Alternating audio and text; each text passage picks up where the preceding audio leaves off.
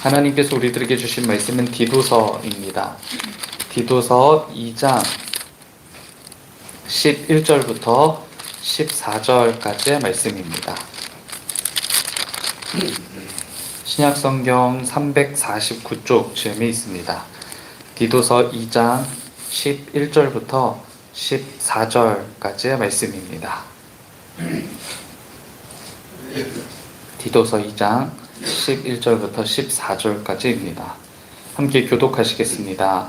모든 사람에게 구원을 주시는 하나님의 은혜가 나타나 우리를 양육하시되 격벌하지 않은 것과 이 세상 정욕을 다 버리고 신중함과 의로움과 경건함으로 이 세상에 살고 복스러운 소망과 우리의 크신 하나님 구주 예수 그리스도의 영광이 나타나심을 기다리게 하셨으며 그가 우리를 대신하여 자신을 주심은 모든 불법에서 우리를 속량하시고 우리를 깨끗하게 하사 선한 일을 열심히 하는 자기 백성이 되게 하려 하심이라. 아멘. 예수님 탄생의 날을 우리는 성탄절이라고 부르는데요. 저는 그날이 가까이 올 때면 줄곧 그런 생각을 하곤 했습니다. 바란 적도 없었고 또 요구한 적도 없었던 신의 강림, 그리스도의 오심이 이 땅에 꼭 필요했던 걸까? 그 신은 무엇을 바라고 이 땅에 발을 디뎌야만 했을까 싶은 생각을 하곤 했었습니다. 한편 꼭 그런 방법이어야만 했나라는 생각도 했었는데요.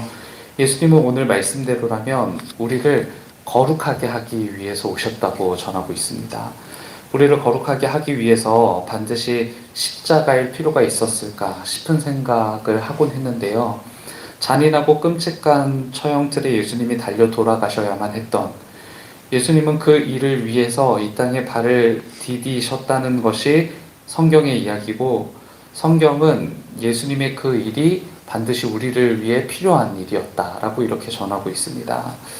꼭 십자가가 아니어도 하나님은 우리를 지금 이 순간부터 거룩하게 하겠다라고 말씀만 하시면, 그리고 그렇게 선언만 하시면 그렇게 되는 일이 아닌 걸까 싶은 생각들을 했던 것이죠. 그러나 성경을 꼼꼼하게 살펴보면 그것이 그렇게 간단한 문제가 아니었다라는 것을 우리는 확인하게 됩니다. 로마서에서는 죄의 결과가 사망이었다라고 분명하게 전하고 있죠. 하나님의 권위에 도전했고 하나님의 주권을 찬탈했고 또 하나님 중심의 삶에서 벗어나려는 인간의 노력이 창조 시대부터 그리고 오늘에 이르기까지 단 한 번도 그친 적이 없었던 인간의 시도가 죄이고 그 죄가 지금까지 이어지고 있다라는 것이 성경의 경고이고요. 그것은 하나님의 권위를 인정하지 않는 것이고 그 이후 인간은 끊임없이 같은 죄를 반복하고 있다는 것이 바로 성경의 이야기입니다. 그리고 우리는 실제로 하나님 없는 삶을 더 사랑하며 살게 되기도 하고요. 이런 죄의 결과는 정의로운 하나님께는 결코 두고 볼 수 없는 결과입니다. 완전히 깨끗한 그분께는 죄는 사라져야 될 존재이고 또 죽음으로 갚아야 될 형상이었던 것이죠. 그러나 하나님은 사랑이시기도 하셔서 우리를 죽일 수가 없으셨던 거고요. 본질상 정의이면서 본질상 사랑이신 예수 그리스도께서 죄를 처리하시기 위해 신의 한 수를 두셨던 겁니다. 그게 바로 예수 그리스도셨던 것이죠. 정의와 사랑의 결정체가 바로 예수 그리스도가 되는 겁니다. 11절은요, 바로 이 사건을 말하는 것인데요. 이 사건은 어떤 특정인, 그러니까 거룩하게 살거나 또는 조금 더 지적인 수준이 높은 사람들에게만 일어난 일이 아니라 모든 사람들에게 하나님의 구원의 은혜가 나타났다라고 이렇게 전하고 있는 거죠.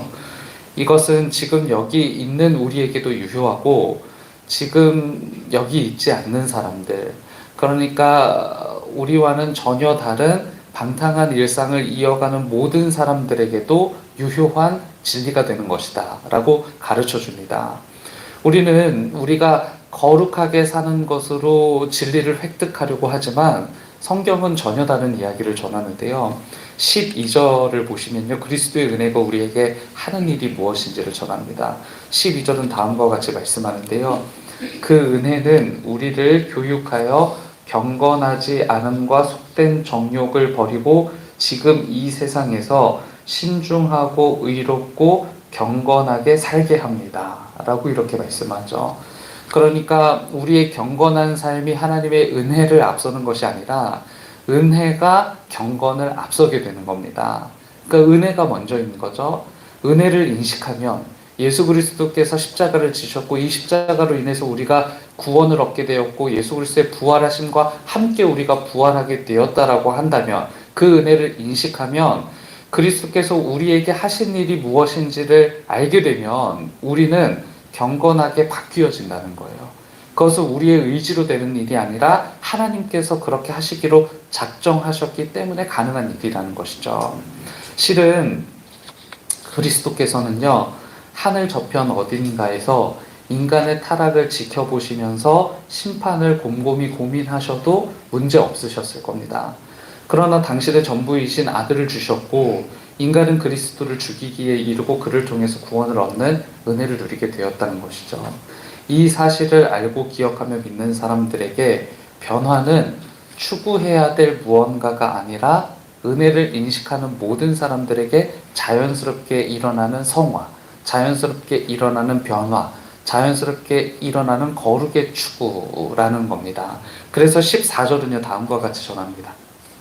그리스도께서는 우리를 위하여 자기 몸을 내주셨습니다. 그것은 우리를 모든 불법에서 건져내시고 깨끗하게 하셔서 선한 일에 열심을 내는 백성으로 삼으시려는 것입니다. 여기서 말한 선한 일은요, 무엇을 의미하는 걸까요? 지금 떠올리셨던 그 생각들을 하셔야 되는 겁니다.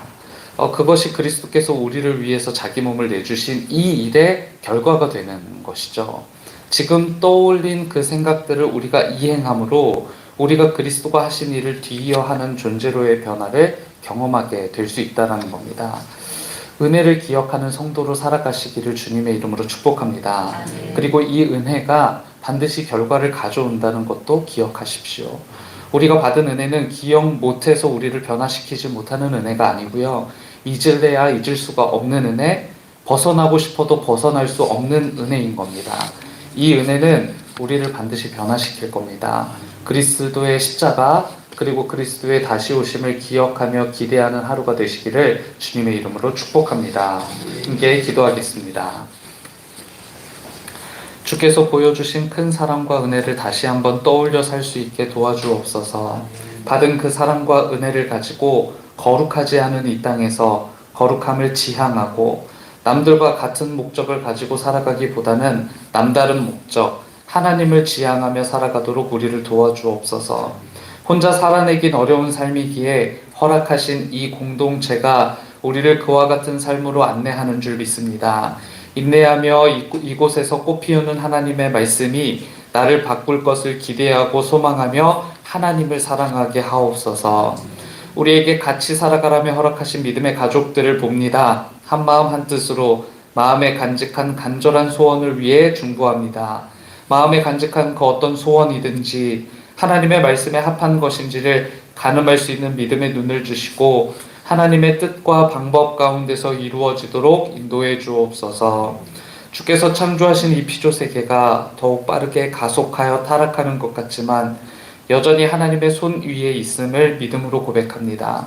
전쟁과 기근, 이상기후와 인간의 피폐함을 따라 피폐해진 이 땅이 그리스도의 오심을 기다립니다. 전쟁은 그치고 가난한 자가 부욕해 되며 하나님의 부요함을 따라 역시 부요해지는 땅으로 변화시켜 주옵소서. 이 일을 위해 부름을 받은 우리 교회가 가야 될 길, 해야 될 일을 가르쳐 주시길 바랍니다. 교회로서 감당해야 될 하나님의 사명이 무엇인지 가르쳐 주시고 우리에게 맡기신 하나님의 뜻과 마음을 기꺼운 마음으로 받아들여 살고 수행해내는 교회 되도록 인도해 주옵소서. 이 일을 위해 앞장서시는 담임 목사님과 하나 되어 하나님의 일을 감당하는 교회 되길 바랍니다. 담임 목사님의 몸과 마음 영원히 굳건하길 기도합니다. 그리하여 우리 교회가 은총의 숲을 꿈꿀 뿐만 아니라 은총의 숲을 만들고야마는 든든한 하나님의 교회 되게 하옵소서. 오늘 기도의 자리를 허락하셨습니다. 금요 기도의 시간 하나님의 부르심을 기억하게 하시고 우리가 마땅히 기도해야 될 바를 알지 못할 때 이끌어 주시는 성령 하나님을 따라 기도하는 시간 되게 하옵소서. 오늘도 우리에게 맡기신 일상을 경건히 살아가겠습니다. 그리스도 예수님의 이름으로 기도드립니다. 아멘. 하늘의